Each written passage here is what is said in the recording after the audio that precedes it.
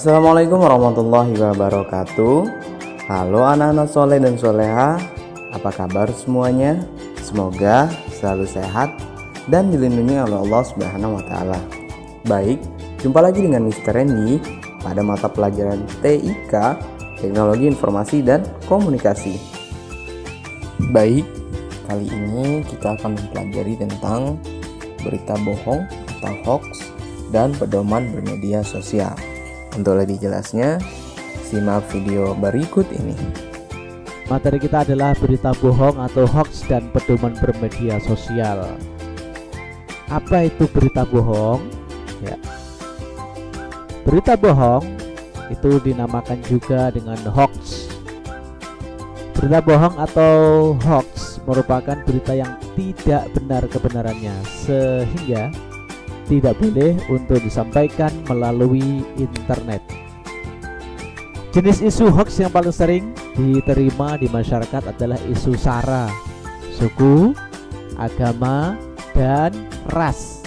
Kemudian ada pertanyaan, bagaimana kita caranya agar terhindar dari hoax dan memastikan bahwa informasi tersebut asli? Nah, ini penting sekali. Bagaimana caranya?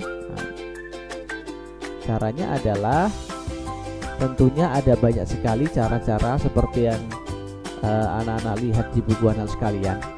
Di sini ada langkah-langkahnya untuk memastikan bahwa informasi tersebut asli. Yang pertama adalah cermati alamat situs. Cermati alamat URL-nya.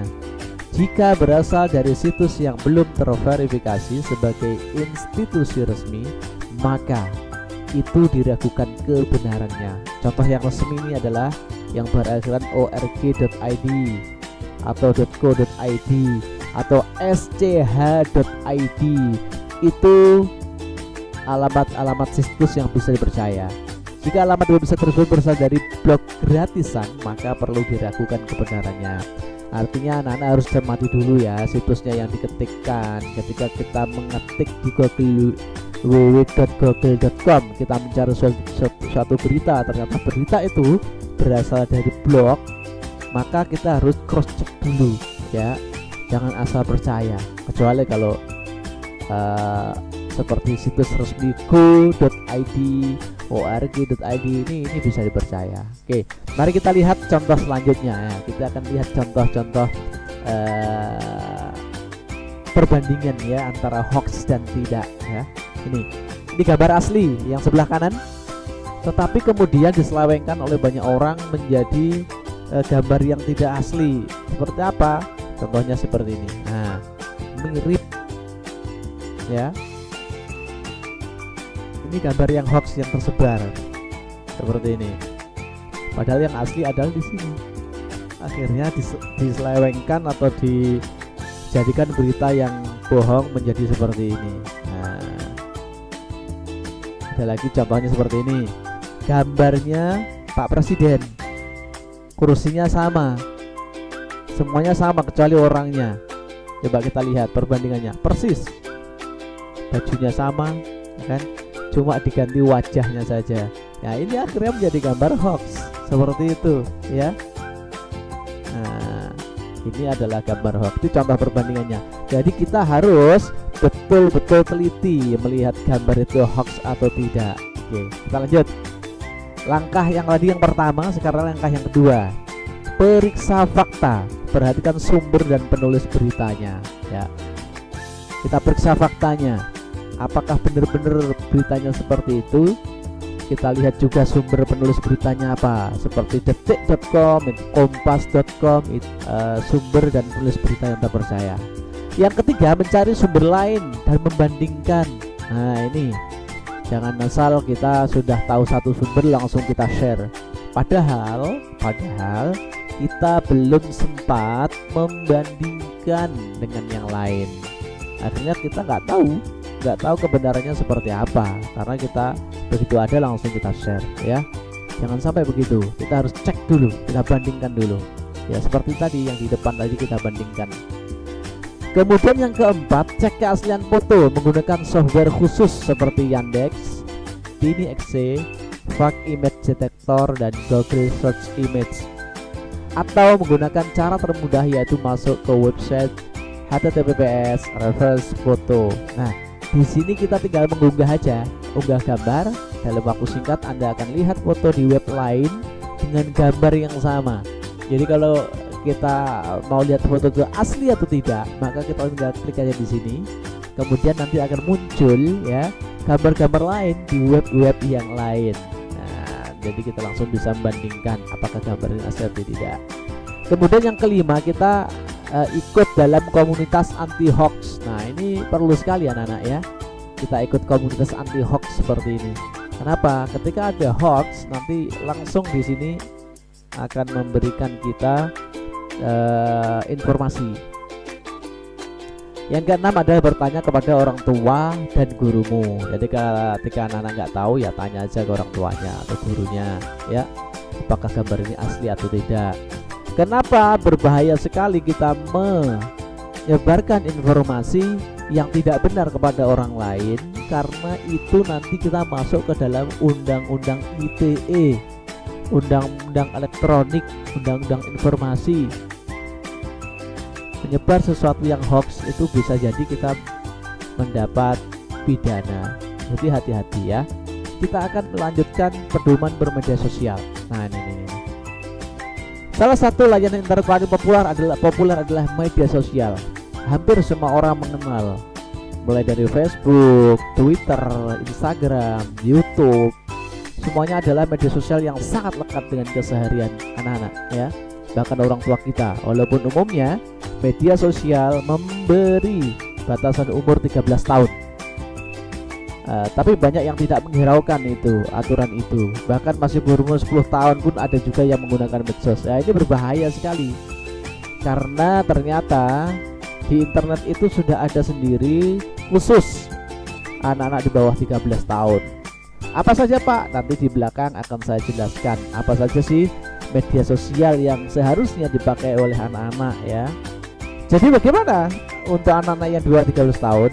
Apakah boleh menggunakan media sosial? Jawabannya adalah boleh, tapi dengan syarat ya. Boleh tapi dengan syarat, yaitu selalu dalam pantauan orang tua.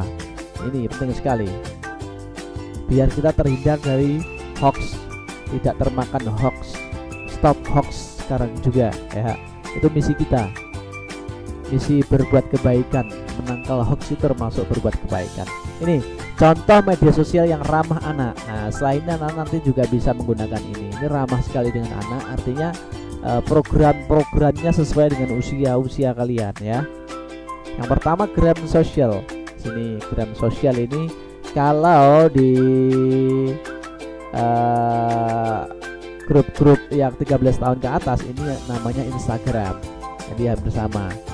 Kemudian ini yang kedua adalah Kids World. Di sana ada mainan anak-anak, ada bermain kata-kata, seru sekali di sini Kids World ini.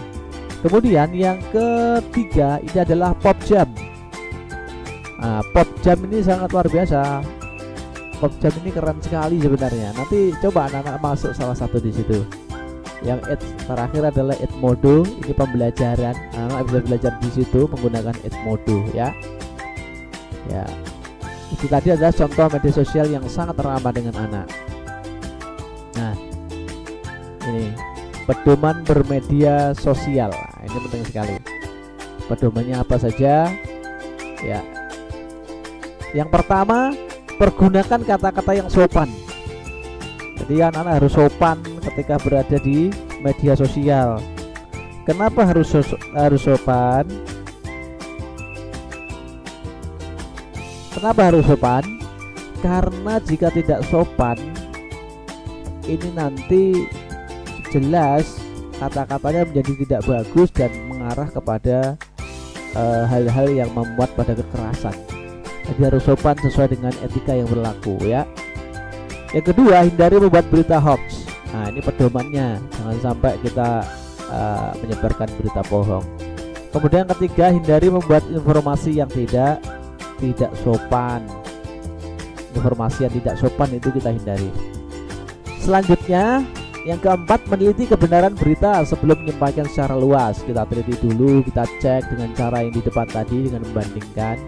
Yang kelima, hindari membuka informasi pribadi secara luas. Jangan sampai informasinya pribadi nanti dikasih tahu ke orang-orang, nomor PIN, nomor KTP dan seterusnya. Ini berbahaya ya, terutama tanggal lahir anak-anak ya, jangan sampai banyak orang yang tahu, karena itu bisa jadi nanti disalahgunakan. Nama ibu dan tanggal lahir kalian jangan sampai banyak orang tahu. Itu hati-hati ya. Yang keenam, hindari melakukan pertemuan dengan orang yang baru kamu kenal secara online. Ya, ini penting. Jangan sampai kenalan di media sosial masih 1 hari diajak ketemuan, nah ternyata kita ngikut. Jangan, diteliti dulu orangnya benerkah ini, baikkah ini, gitu ya.